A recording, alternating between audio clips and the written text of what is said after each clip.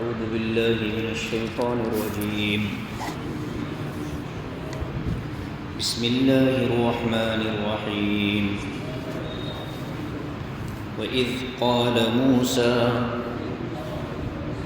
لقومه يا قوم اذكروا نعمة الله عليكم إذ جعل فيكم أنبياء وجعلكم ملوكا وآتاكم ما لم يؤت أحدا من العالمين. يا قوم ادخلوا الأرض المقدسة التي كتب الله لكم ولا ترتدوا على أدباركم فتنقلبوا خاسرين. قالوا يا موسى إن فيها قوما جبارين وإنا لن ندخلها حتى يخرجوا منها فإن يخرجوا منها فإنا داخلون. قال رجلان من الذين يخافون أنعم الله عليهم ادخلوا عليهم الباب فإذا دخلتموه فإنكم غالبون وعلى الله فتوكلوا إن كنتم مؤمنين. قالوا يا موسى إنا لن ندخلها أبدا ما داموا فيها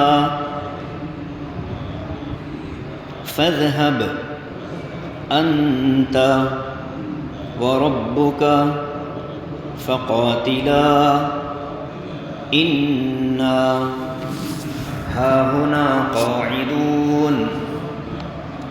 قال رب إني لا أملك إلا نفسي وأخي فافرق بيننا وبين القوم الفاسقين.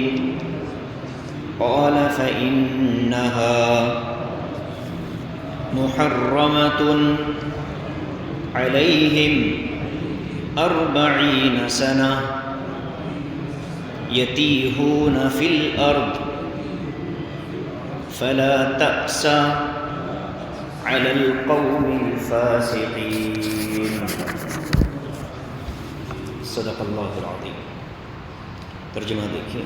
وَإِذْ قَالَ مُوسَىٰ لِقَوْمِهِ، اور اس وقت کو یاد کرو جب موسیٰ علیہ السلام نے اپنی قوم سے فرمایا تھا اذکروا نعمت اللہ علیکم، اے میری قوم تم اپنے اوپر اللہ کے انعامات کو یاد کرو.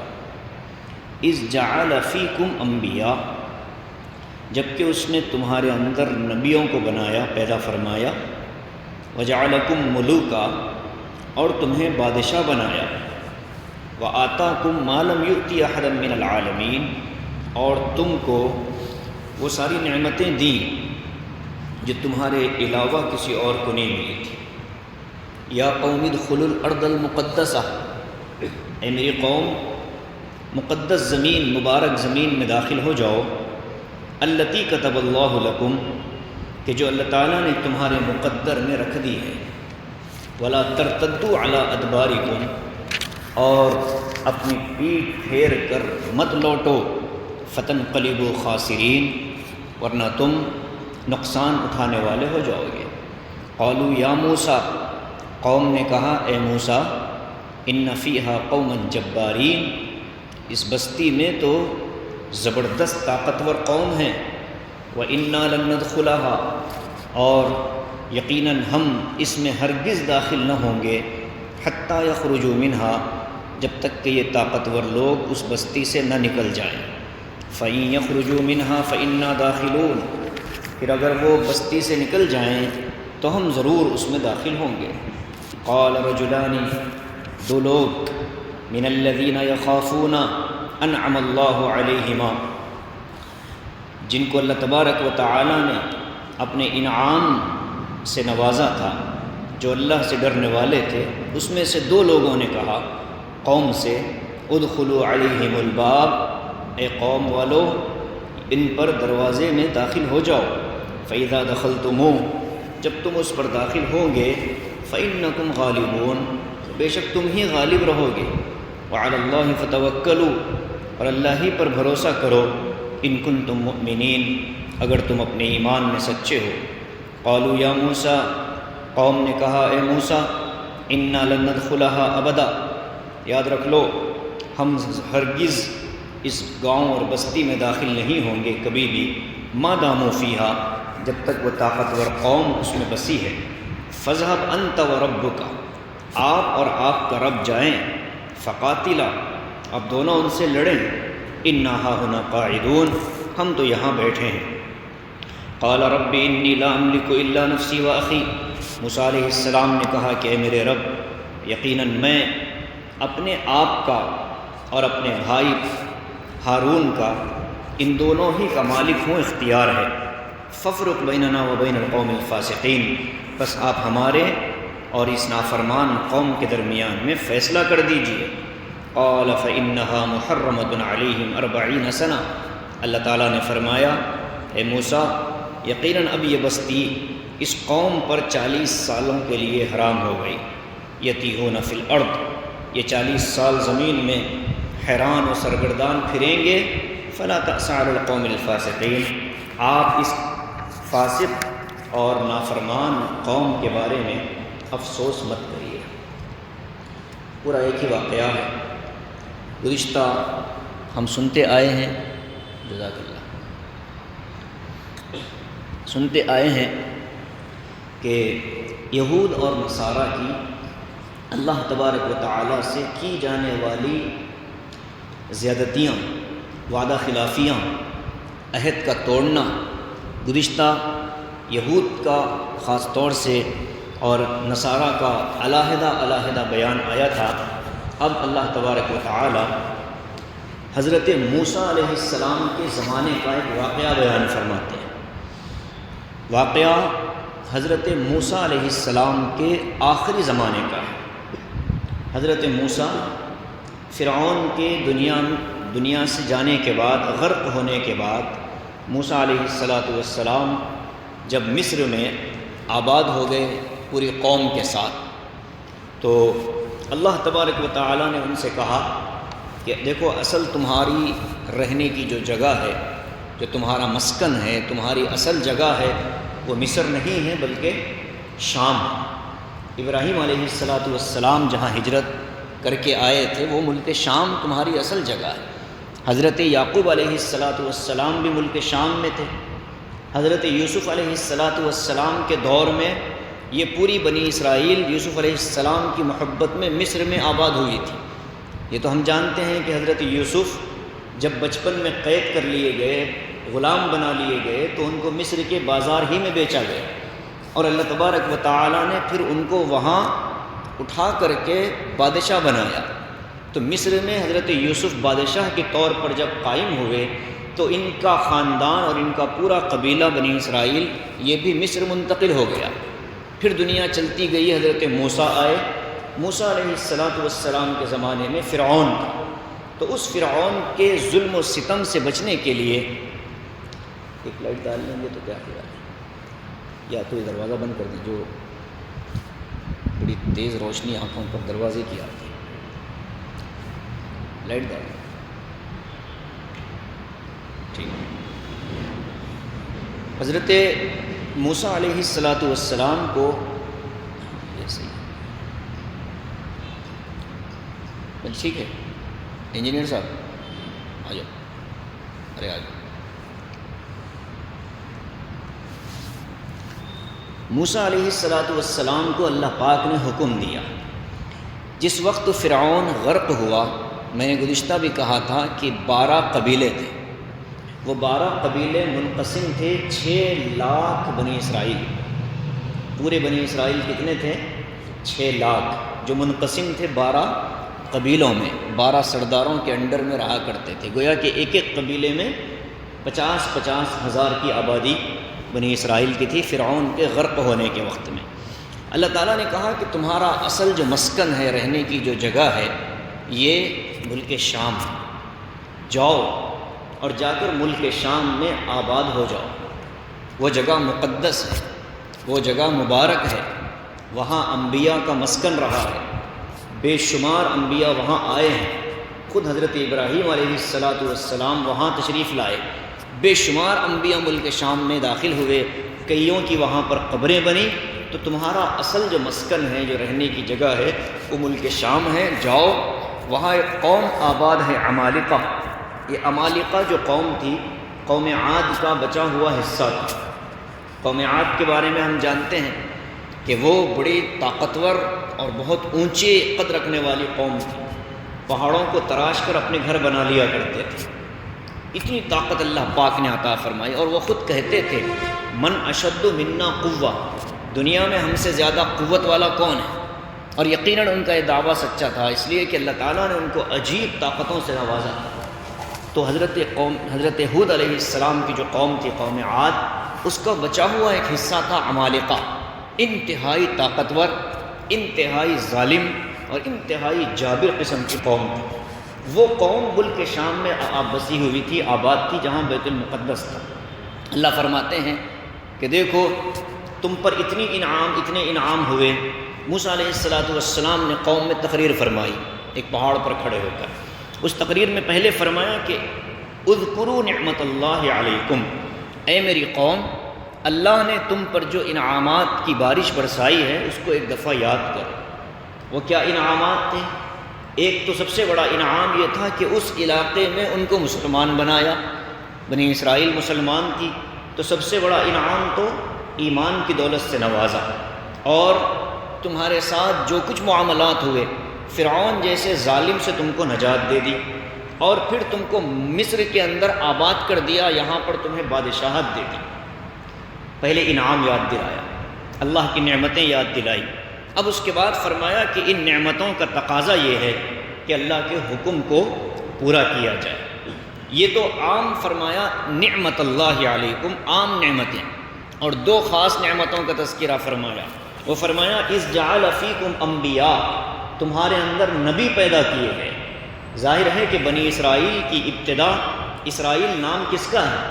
حضرت یعقوب علیہ السلام کا جو نام ہے وہ اصل میں اسرائیل ہے، تو جو بنی اسرائیل ہے وہ حضرت یعقوب کی اولاد ہے، حضرت یعقوب کی نسل ہے۔ تو فرمایا کہ تمہارے اندر اللہ نے انبیاء پیدا فرمائے، اس میں حضرت یعقوب بھی ہیں، حضرت یوسف ہیں، اور اسی طریقے سے حضرت اسحاق ہیں، حضرت زکریا ہے، حضرت زکریا ہیں، حضرت یحییٰ ہیں، حضرت موسیٰ ہیں۔ جتنے انبیاء آئے، قوم عاد کے، قوم سمود کی، حضرت صالح، حضرت ہود، یہ تمام کے تمام انبیاء بنی اسرائیل سے تعلق رکھتے ہیں۔ اللہ فرماتے ہیں کہ دیکھو تمہیں بنی اسرائیل کا ایک ایسا معزز خاندان بنایا کہ جس میں نبی آئے۔ حضرت اقدس تھانوی رحمۃ اللہ علیہ نے لکھا ہے کہ جس گھر میں علماء، صلحاء، اتقیاء، اللہ والے، بزرگان دین ہوتے ہیں، اس گھر میں پیدا ہونا بھی اللہ کی طرف سے ایک انعام اور ایک نعمت ہوتی ہے۔ آگے وجہ لکھتے ہیں، فرماتے ہیں کہ عام طور پر وہ بچے جن کے گھروں میں علماء، صلحاء، اتقیاء ہوتے ہیں، ان بچوں کو دین کا صحیح مفہوم سمجھنے میں زیادہ مشکل نہیں ہوتی۔ حضرت نے وجہ یہ لکھی فرمایا کہ ماں باپ کو دیکھ لیا کہ نماز ایسے پڑھ رہے ہیں تو بچے نے عملی طور پر دیکھ لیا نماز کیسے پڑھی جاتی ہے۔ ماں باپ کو دیکھ لیا تلاوت کرتے ہوئے تو بچے کو پتہ چلا کہ قرآن کی تلاوت بھی مستقل ایک عمل ہے۔ تو فرماتے ہیں حضرت تھانوی کہ نعمت ہے اللہ کی کسی کے گھر میں علماء صلحاء اتقیاء کا پیدا ہونا۔ آگے فرمایا وجعلکم ملوکا، تمہیں بادشاہ بنایا۔ یہاں عجیب بات لکھی ہے، سن کر آپ کو بھی مزہ آئے گا۔ عجیب بات یہ لکھی ہے کہ دنیا میں سب سے پہلے خادم رکھنے کا جو مزاج اور معمول شروع کیا وہ بنی اسرائیل نے شروع کیا۔ بنی اسرائیل سے پہلے گھروں میں نوکر اور خادم رکھنے کا مزاج نہیں تھا، بنی اسرائیل نے آ کر سب سے پہلے نوکر اور خادم شروع کیے۔ اور اسی طریقے سے ایک مرتبہ حضرت عبداللہ ابن عمرو ابن العاص رضی اللہ عنہ کے پاس ایک شخص آیا اور اس نے آ کر کہا کہ حضرت میں غریب ہوں، میں فقیر ہوں۔ تو حضرت نے پوچھا کہ تیرے گھر بیوی ہے؟ تو اس نے کہا کہ ہاں ہے۔ پھر پوچھا کہ تیرے گھر کوئی سواری ہے؟ تو اس نے کہا کہ ہاں ہے۔ فرمایا تو تو غنی ہے، فرمایا تو تو غنی ہے۔ تو وہ خاموش ہو گیا۔ اس کے بعد اس نے کہا کہ حضرت میرے گھر ایک غلام بھی ہے۔ تو حضرت عبداللہ ابن عمرو ابن العاص نے فرمایا کہ تو تو بادشاہ ہے۔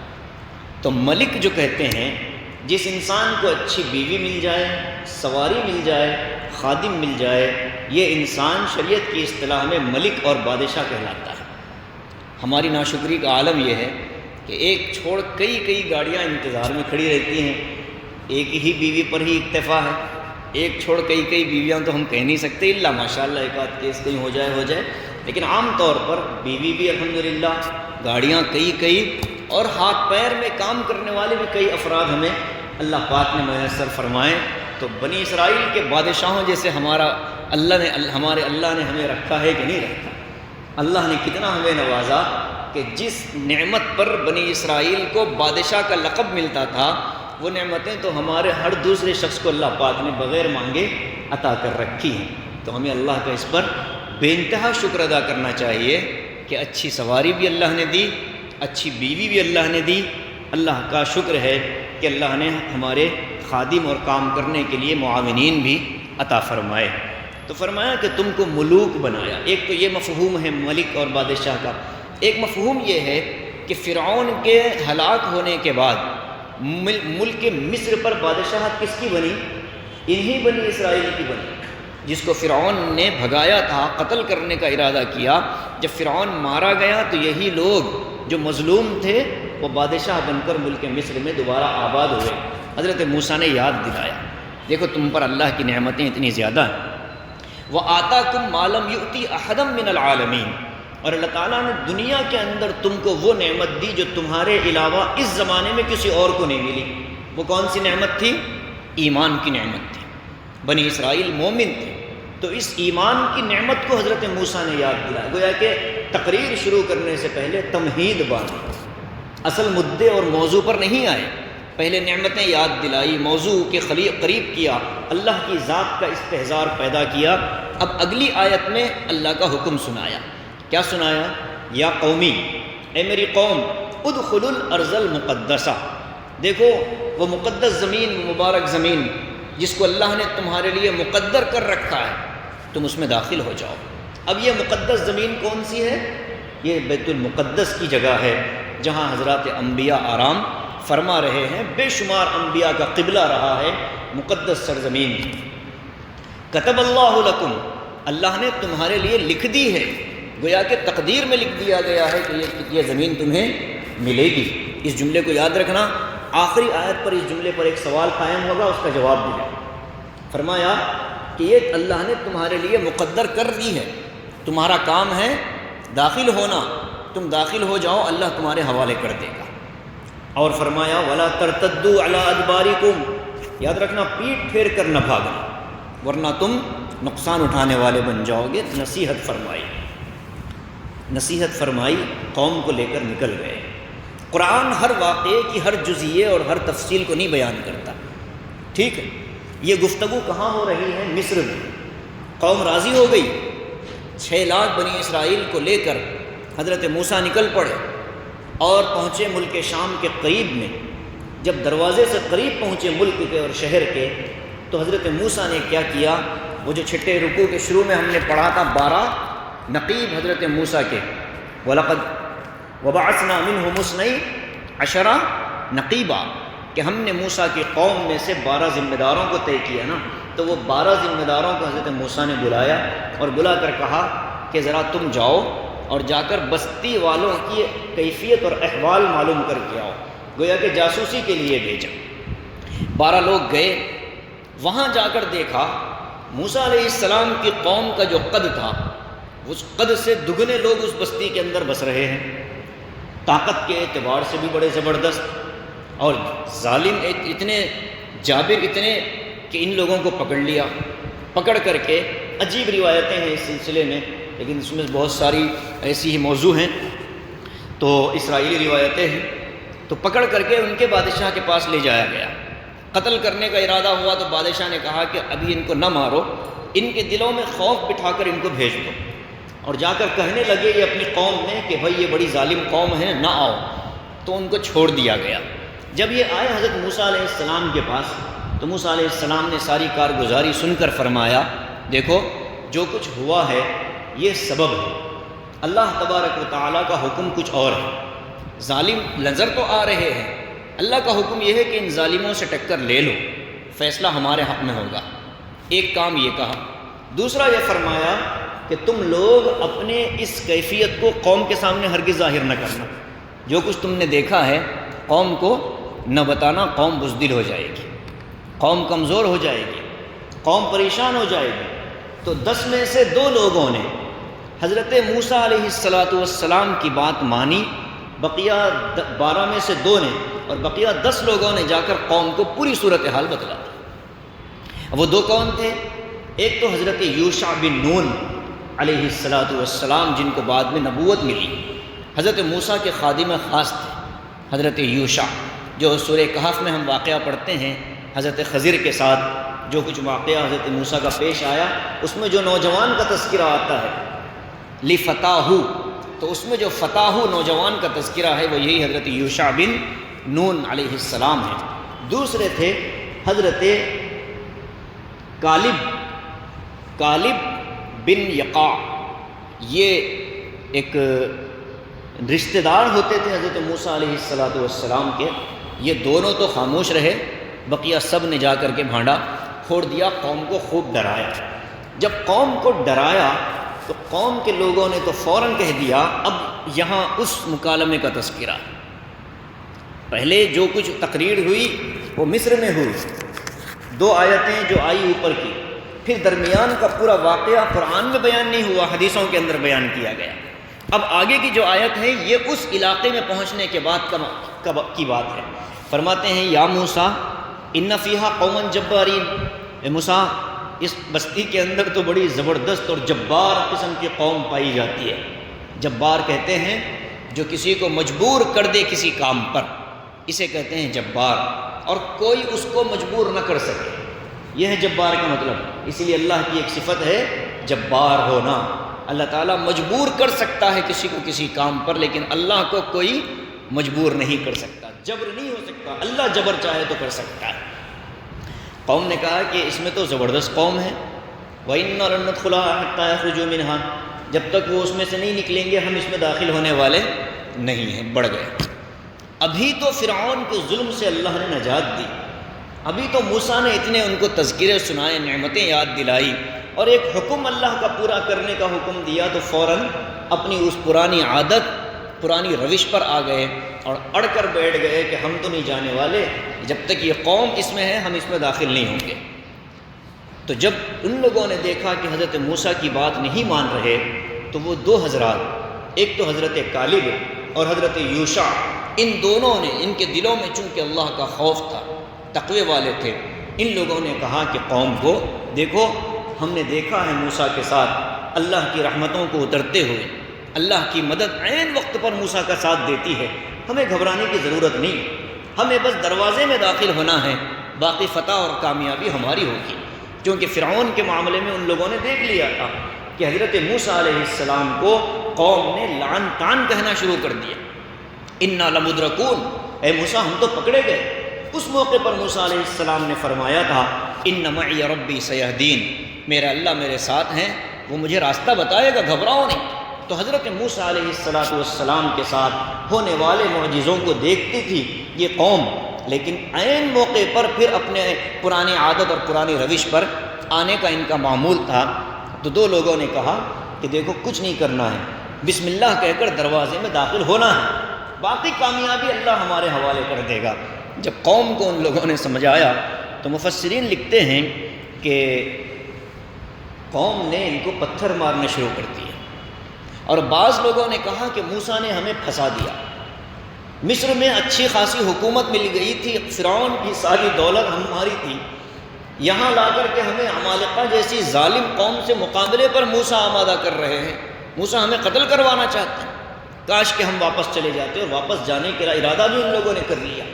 موسیٰ علیہ السلام نے جب دیکھ لیا کہ قوم نہیں سن رہی، اور ان دونوں احباب کو سمجھانے کے لیے جو گئے ان پر بھی ظلم کرنے کا ارادہ کیا، بلکہ لکھا ہے کہ ان کو قتل کرنے کا بھی منصوبہ بنا لیا تھا قوم نے، ان دونوں کو۔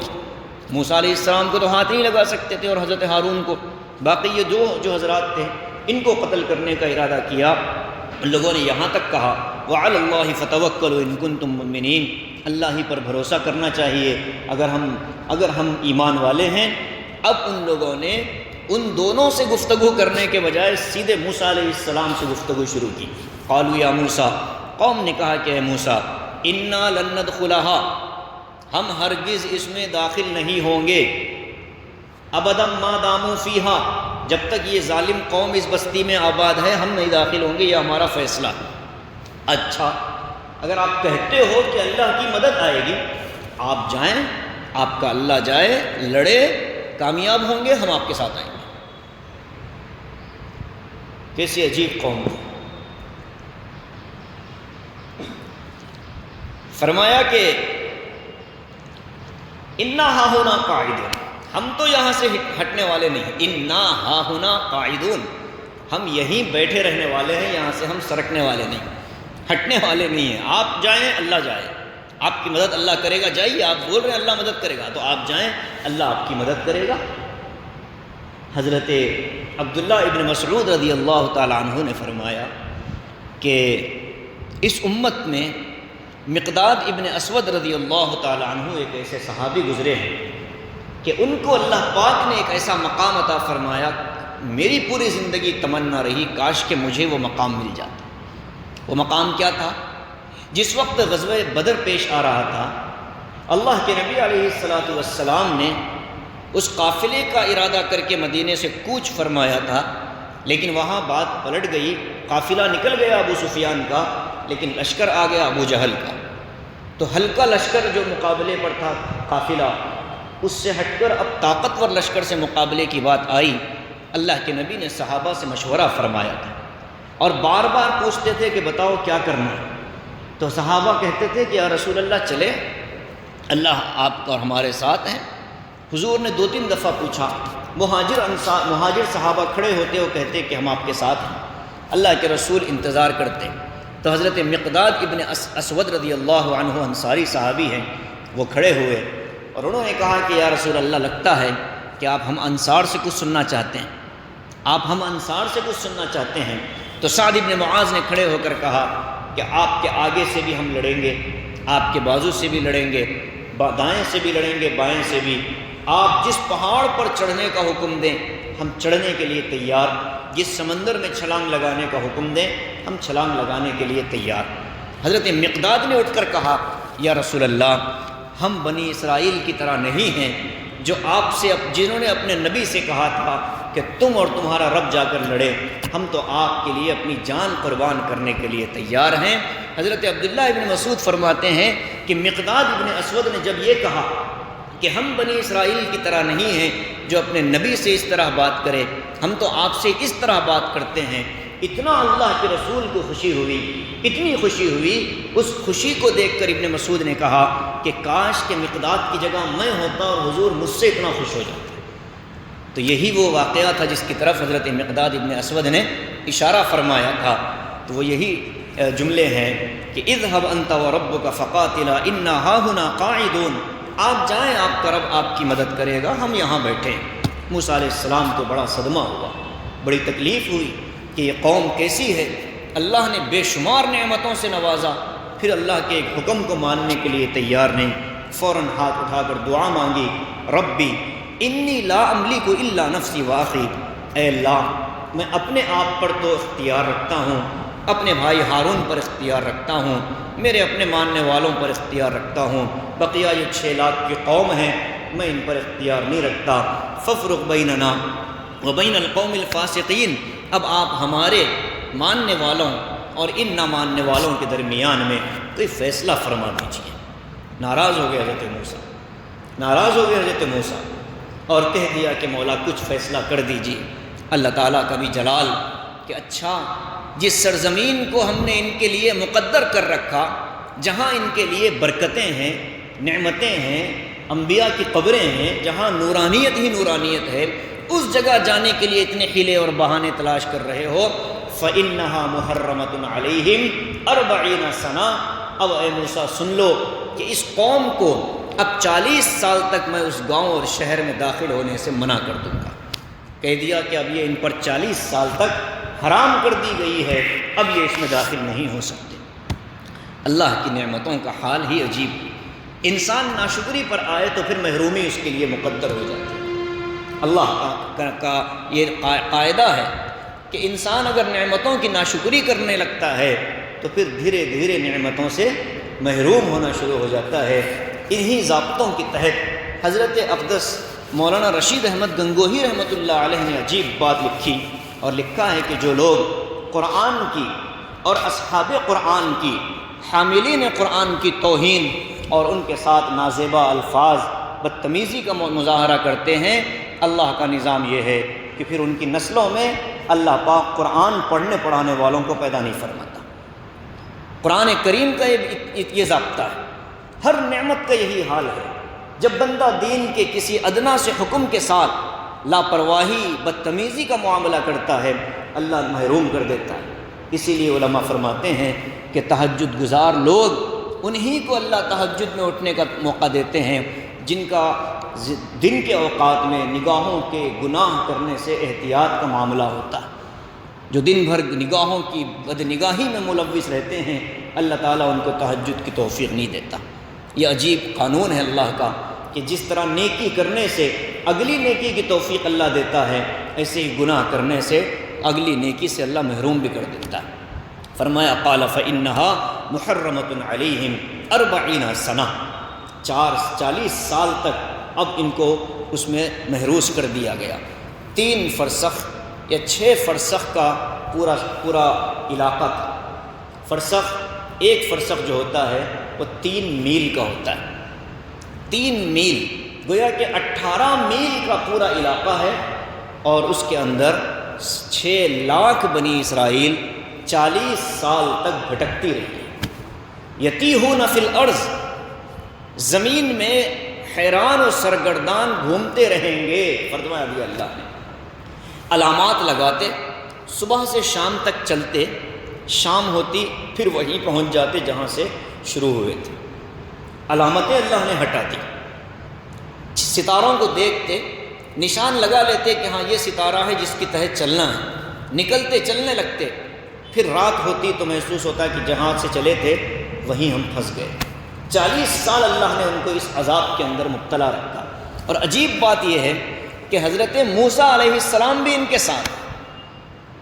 سوال یہ پیدا ہوتا ہے کہ جب یہ عذاب ہے قوم کے لیے تو پھر نبی موسیٰ تو فرما بردار تھے، وہ کیوں اس میں شامل ہوئے؟ تو اس کا جواب مفسرین نے دیا ہے، وہ یہ دیا ہے کہ دیکھو، قوم کے لیے عذاب ہے، موسیٰ کے لیے راحتوں کا سامان۔ قوم کے اصلاح کی ذمہ داری بھی تو موسیٰ پر تھی، تو جو چیز قوم کے لیے عذاب کا سبب بنتی ہے وہ اللہ کے نیک بندوں کے لیے مقامات کی بلندی کا سبب بن جاتی ہے۔ تو حضرت موسیٰ علیہ السلام بھی اس قوم کے ساتھ رہے، اور اتفاق یہ ہے کہ اسی 40 سالہ عرصے میں جب اللہ تعالیٰ، اچھا عجیب بات یہ تھی کہ ان کے لیے نہ کوئی درخت تھا، نہ کوئی کھیتی باڑی کا انتظام، نہ کھانے پینے کا انتظام۔ 40 سال ایسے ہی رہے۔ موسیٰ نے دعا کی، مولا یہ کیا؟ تو اللہ تعالیٰ نے دیکھی عجیب قوم سے محبت بھی اللہ کو بہت زیادہ تھی، عذاب کے اندر مبتلا ہے، 40 سال سرگرداں گھما رہے ہیں، اور ان کو دھوپ سے بچانے کے لیے بادل کا ٹکڑا بھی اللہ بھیجتے ہیں۔ وَظَلَّلْنَا عَلَيْهِمُ الْغَمَامَ، بادل کا ٹکڑا بھی اللہ نے ان کو دھوپ سے بچانے کے لیے بھیجا، اور کھانے کے لیے من اور سلوہ نازل فرمائے۔ یہی ہوا یہ سارا کچھ، اسی وادی میں اللہ تعالیٰ نے من و سلوہ اتارا تھا۔ من اور سلوہ مختلف اقوال ہیں کہ کیا چیز تھی، زیادہ صحیح قول یہ ہے کہ ترنجبین نامی ایک غذا آسمان سے اترتی تھی، درخت کے پتوں پر جیسے شبنم جمع ہو جاتی ہے ویسے وہ جمع ہوتی تھی، ذائقہ بڑا شیریں تھا، خوشبو بہت زبردست تھی، وہ اس کو لیتے اور کھاتے، اور دن بھر کے لیے ان کے کھانے کا نظم ہو جاتا۔ بعض لوگوں نے لکھا ہے کہ وہ بٹیر پرندے آتے تھے جو بھنے ہوئے ہوتے تھے، اللہ تعالیٰ نے ان کو ان کی غذا بنایا۔ تو من اور سلوہ بھی اللہ نے ان کو اسی وادی میں دیا۔ اور پانی کے لیے حضرت موسیٰ کے ساتھ ایک پتھر تھا، وہ پتھر کون سا؟ جو پتھر کپڑے لے کر بھاگا تھا حضرت موسیٰ علیہ السلام کے، وہ ایک پتھر تھا جس نے حضرت موسیٰ کے کپڑے چرا لیے تھے۔ وہ کیوں؟ موسیٰ علیہ السلام کا معمول یہ تھا کہ وہ کبھی برہنہ ہو کر غسل نہیں کرتے تھے۔ مسئلہ کیا ہے؟ برہنہ ہو کر غسل کرنا جائز ہے، اس سے غسل تو ہوگا، اتنا ہے کہ انسان کی طبیعت اور فطرت کے حساب سے آدمی کو چاہیے کہ کچھ لپیٹ لے، لیکن اگر کسی کے غسل کرنے میں، کپڑا لپیٹ کر غسل کرنے میں اندیشہ ہو کہ پیٹ کے نچلے حصے میں یا پیروں کے نچلے حصے میں سوکھا رہ جائے گا یا غسل کا پانی نہیں پہنچے گا، تو اس کے لیے تو پھر کپڑے ہٹا کر پورا غسل کرنا ہی ضروری ہوگا۔ اور ایسا نہیں کہ بھئی ننگے غسل کرنے کے بعد وضو الگ سے بنانا پڑے گا، نہیں، جو وضو غسل سے پہلے بنایا گیا اگر غسل کے اختتام تک وضو باقی ہے تو پھر وہ وضو غسل کے بعد بھی باقی رہے گا۔ ٹھیک، تو موسیٰ علیہ السلام کا معمول یہ تھا کہ وہ ہمیشہ تہبند پہن کر ہی غسل کرتے۔ ایسا ہمارے دور کی طرح غسل خانے تو ہوتے نہیں تھے، وہ تالاب اور ندیوں کے کنارے قوم بھی غسل کرتی تھی، حضرت بھی غسل فرماتے تھے، قوم پوری دھڑنگ نرنگ جا کر کے غسل کرتی تھی، حضرت موسیٰ کپڑے پہن کر کرتے تھے۔ تو قوم کو یہاں بھی کیڑا کاٹا، ہر چیز میں انگلی کرنا قوم کی عادت تھی کہ بھئی یہ موسیٰ کپڑے پہن کر کیوں نہاتے ہیں، شاید کوئی گڑبڑ ہے، شاید ان کے جسم پر کوئی داغ ہے، شاید ان کے جسم پر کوئی نشان ہے، کوئی دھبے ہیں، اس لیے چھپانا چاہتے ہیں۔ یعنی ہر چیز کا الٹا ہی مطلب، الٹی ہی چال چلتے ہیں دیوان گانے عشق، ہر چیز میں کیڑے نکالنے کی عادت ہے۔ ہماری قوم میں بھی ماشاءاللہ پائے جاتے ہیں، بہت سارے احباب لگے رہتے ہیں اسی کام میں، یا ایسا کیوں جا رہا، اگر ایسا جائے تو ایسا کیوں جا رہا۔ باپ اور بیٹا جا رہے تھے، گدھا بھی ساتھ میں جا رہا تھا، تو لوگوں نے دیکھ کر کہا کہ کیسے عجیب باپ بیٹا ہے، گدھا ہے پھر بھی سب پیدل جا رہے۔ تو یہ باپ بیٹا بھی چڑھ کر گدھے پر بیٹھ گئے، آگے بڑھے تو کسی نے کہا کتنے ظالم ہیں کہ دونوں ایک گدھے پر بیٹھے، تو باپ اتر گیا، بیٹے کو بٹھایا۔ آگے بڑھے تو کہا کہ کیسا نالائق بیٹا ہے کہ باپ کو پیدل چلا رہا ہے اور خود گدھے پر سوار ہے، تو باپ نے بیٹے نے اتر کر کے باپ کو بٹھا دیا۔ آگے بڑھے تو لوگوں نے کہا کیسا ظالم باپ ہے کہ بیٹے کو پیدل چلا رہا ہے اور خود گدھے پر سوار ہے۔ ان لوگوں نے تنگ آ کر کے گدھے کو لٹایا، پیر باندھے، رسی لگائی، ایک نے ایک کاندھا اٹھایا، دوسرے نے دوسرے کاندھے پر رکھا، گدھے کو لٹکا کر لے گئے۔ لوگوں نے کہا کیسے بیوقوف لوگ ہیں، گدھا ہے پھر بھی اٹھا کر لے جا رہے۔ تو یہ ہماری قوم کا حال ہے۔ موسیٰ علیہ السلام کو بھی ایسے ہی ان لوگوں نے ستایا تھا، اور یہ کہا تھا کہ یہ شاید جو کپڑے پہن کر نہاتے ہیں اس میں ان کا کوئی عیب ہے جو چھپاتے ہیں۔ اب اللہ تعالیٰ نے قوم کا جواب دینے کے لیے پتھر کو حکم دیا۔ حضرت موسیٰ علیہ السلام ایک دفعہ کپڑے اتار کر پتھر پر رکھے، پتھر نے کپڑے لے کر بھاگنا شروع کیا۔ حضرت موسیٰ کے پاس تو لاٹھی ہوتی تھی، اب وہ لاٹھی لیتے تھے اور پتھر کو رک جا، یا حجر صوبی یا حجر صوبی یا حجر صوبی، اے پتھر میرے کپڑے دے۔ نکل گئے حضرت موسیٰ قوم کے سامنے، تو قوم نے دیکھا حضرت موسیٰ کے جسم کو صاف شفاف خوبصورت، گویا کہ اللہ پاک نے پتھر کو ذریعہ بنا کر حضرت موسیٰ علیہ السلام کی بے عیب ہونے کو ثابت کر دیا۔ وہ جو پتھر تھا وہ موسیٰ علیہ السلام اپنے ساتھ رکھتے تھے، چونکہ ظاہر ہے کہ اس کی طرف اللہ تعالیٰ نے ایک معنی میں وحی کی، پتھر کے دل میں اللہ نے بات ڈالی تو پتھر نے یہ کام کیا، وہ بھی تو اللہ کے حکم کا محتاج تھا، وہ پتھر بھی ساتھ تھا۔ حضرت موسیٰ علیہ السلام نے اس وادی تیہ میں اس پتھر پر لاٹھی ماری تو اس میں سے 12 چشمے پھوٹ گئے۔ 12 چشمے کیوں؟ حساب برابر رکھنے کے لیے، تاکہ 12 قبیلے والے، قوم بڑی عجیب تھی تو ان کے حساب کتاب بھی موسیٰ علیہ السلام نے برابر رکھے تھے۔ فرعون ڈوب رہا تھا، جب یہ جا رہے تھے تو دریا کو اللہ تعالیٰ نے بانٹ دیا، 12 راستے بنے، جب جاتے رہے تو راستے میں پوچھنے لگے وہ نظر نہیں آ رہا، انہوں کیسے ہے کہ پھر موسیٰ علیہ السلام نے دعا کی تو اللہ تعالیٰ نے وہ جو پانی کی موجیں تھیں ان کو ٹرانسپیرنٹ کر دیا، کہا کہ ہاں یہ بھی نظر آ رہا ہے، ادھر بھی نہ چلو، اب سب کچھ۔ تو یہ عجیب قوم گزری ہے بنی اسرائیل کی، اسی کا یہاں تذکرہ۔ اللہ نے بھی ان کے ساتھ ایسی معاملہ رکھا، عذاب میں ان کو مبتلا کیا وادی تیہ میں، لیکن من و سلوہ اتارا جا رہا ہے، پتھر سے چشمے نکالے جا رہے ہیں، آسمان سے بادل کے ٹکڑے آ رہے ہیں ان کے لیے سائباں کرنے کے لیے۔ اسی 40 سالہ دور میں حضرت ہارون کی وفات ہوئی، اسی دور میں حضرت موسیٰ کی وفات ہو گئی۔ یہ واقعہ میں نے اس لیے کہا کہ حضرت موسیٰ کی آخری زمانے کا واقعہ ہے۔ اسی دور کے اندر حضرت موسیٰ کو تورات عطا کی گئی، اسی دور کے اندر وہ سارا کچھ ہوا جو حضرت موسیٰ کے واقعے میں عام طور پر آتا ہے۔ تو حضرت موسیٰ علیہ السلام کی وفات ہو گئی۔ حضرت موسیٰ علیہ السلام کے بعد ان کے خادم خاص حضرت یوشع بن نون علیہ السلام کو نبوت کا تاج پہنایا گیا اللہ کی طرف سے۔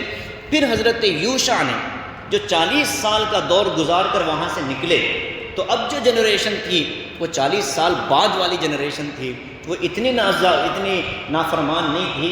حضرت یوشع نے ان سب کو لے کر کے اب دوبارہ بیت مقدس اس جگہ حملہ کیا، پوری جگہ کو آباد کیا، اور پھر وہاں اس بستی کو حضرت موسیٰ نے حضرت یوشع نے اس بستی میں اپنی قوم کو آباد فرمایا۔ تو یہ پورا پس منظر ہے، پورا واقعہ۔ اللہ نے فرمایا کہ موسیٰ اب یہ 40 سال ان پر حرام کر دیے گئے، یہ 40 سال زمین میں حیران سرگردان پھریں گے۔ اب جو صدمہ آپ کو ہوا ہے، فلا تأس علی القوم الفاسقین، آپ ان فاسق اور نافرمانوں کے لیے زیادہ افسوس نہ کریں، اس لیے کہ ان کا معمول ہی یہ ہے۔ آخری آیت میں اللہ پاک نے تسلی دی حضرت موسیٰ علیہ السلام کو۔ تو یہ بنی اسرائیل کے واقعات میں سے، موسیٰ کے واقعات میں سے ایک واقعہ یہاں تفصیل سے بیان کیا گیا ہے، اور بھی جگہوں پر یہ واقعات آ رہے ہیں۔ سورہ بقرہ میں بھی ہم یہ پڑھ چکے ہیں، آئندہ بھی آئیں گے یہ واقعات۔ بہت تفصیل سے اللہ نے حضرت موسیٰ کے واقعات قرآن میں بیان فرمائے، سب سے زیادہ حضرت موسیٰ ہی کے قصے قرآن میں ہیں۔ وجہ اس کی یہ ہے کہ قرآن کے جو مخاطب تھے وہ بنی اسرائیل بھی تھے مسلمانوں کے ساتھ ساتھ، اس لیے کہ مدینے اور مکے میں، مدینے میں خاص طور سے یہودی آباد تھے، ان یہودیوں کی جو نسل تھی، جو قوم تھی، وہ بنی اسرائیل تھی۔ تو ان کو، ان کے ذہنوں کو اپیل کرنے کے لیے حضرت موسیٰ کے واقعات، تمثیلی حقیقی واقعات بیان کر کر کے اللہ تعالیٰ نے قرآن کی حقانیت کو اور صاحب قرآن نبی کریم صلی اللہ علیہ وسلم کی حقانیت کو ثابت کیا ہے۔ آگے ایک اور واقعہ اسی نوعیت کا، لیکن یہ واقعہ ہے حضرت آدم کے 2 بیٹوں کا، جس کو حابیل اور قابیل کہا جاتا ہے۔ اس واقعے کو اللہ نے آگے کے رکوع میں بیان فرمایا۔ اللہ پاک قرآن کریم کے ان واقعات سے ہمیں روشنی لینے کی توفیق نصیب فرمائے، اور اپنے نبی اور اپنی شریعت پر بلا چوں چرا عمل کرنے کی اللہ ہم سب کو توفیق نصیب فرمائے۔ آمین۔ وآخر دعوانا ان الحمد للہ رب العالمین۔